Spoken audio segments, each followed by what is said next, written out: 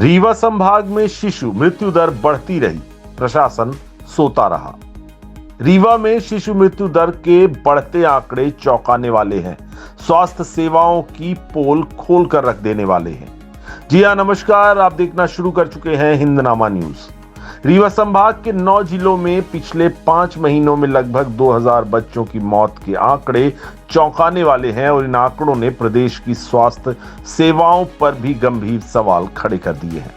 अगर आंकड़ों में बात करें तो इनमें रीवा में 550, सतना में 430, शहडोल में 378, सीधी में 238, सिंगरौली में 154, उमरिया में 134 और अनूपपुर में 112 बच्चों की मौत हुई है। इन बच्चों में 28 दिन से लेकर 5 साल तक की आयु के बच्चे शामिल हैं, जिनकी जान अस्पताल में भर्ती होने के बाद गई है। यह चिंता का विषय है क्योंकि यह स्थिति अस्पतालों की घोर लापरवाही को दर्शाती है, स्वास्थ्य सेवाओं की बदहाली को दर्शाती है।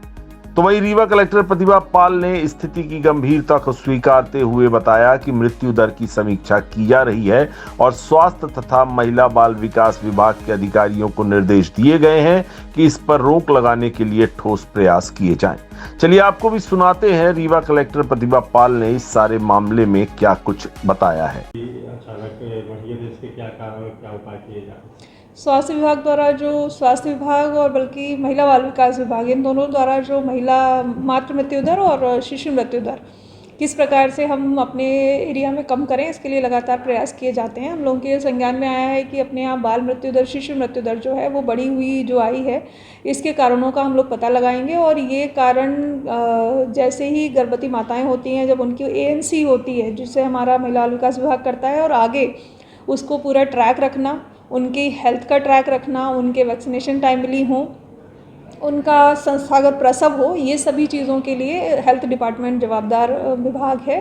तो आशा कार्यकर्ता और जो नीचे हमारी आंगनवाड़ी कार्यकर्ता हैं, इन दोनों का ये दायित्व है और इसके लिए लगातार शासन द्वारा समय समय पर दिशा निर्देश भी जारी किए गए हैं।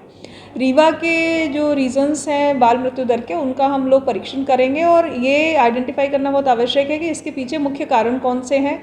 कोई अपना ऐसा क्षेत्र विशेष है जहाँ पर इस तरीके की संख्या ज़्यादा बढ़ी हुई है, तो उसको लेकर के फिर उसके अनुसार ही रणनीति बनाई जाएगी। और आने वाले समय में हम लोग प्रयास करेंगे कि बाल मृत्यु दर साथ ही मातृ मृत्यु दर, इसमें जितनी अधिक से अधिक कमी लाई जा सके, इस बात पर पूरा फोकस रहेगा। मैडम, ये आंगनबाड़ी केंद्रों के द्वारा शासन प्रशासन द्वारा निरंतर निगरानी की जाती है और पोषक आहार देने के लिए, उनके मतलब प्रत्येक बच्चा को देख रेख में रखने के लिए, तो क्या इसमें कहीं चूक हो रही?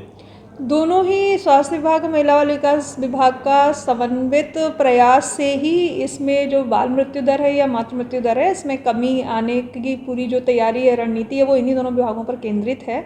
और पोषाहार गर्भवती माताओं को, किशोरी बालिकाओं को, छोटे बच्चों को और जन्म के समय उनका ध्यान रखना, प्रसव संस्थागत हो, इस बात का ध्यान रखा। कई सारे कारक इसमें सम्मिलित होते हैं। तो एक बार भली प्रकार से इसका क्या कारण है, कौन से क्षेत्र ऐसे हैं अपने, कोई विशेष ऐसा तो नहीं है, कोई ग्रामीण क्षेत्र ऐसे पिछड़े हुए हैं जहाँ पर इस तरीके की विशेष दिक्कत आ रही हो, तो उसको हम लोग आइडेंटिफाई करके, चिन्हित करके उनमें प्रयास किया जाएगा कि ये घटनाएं रिपीट ना हो।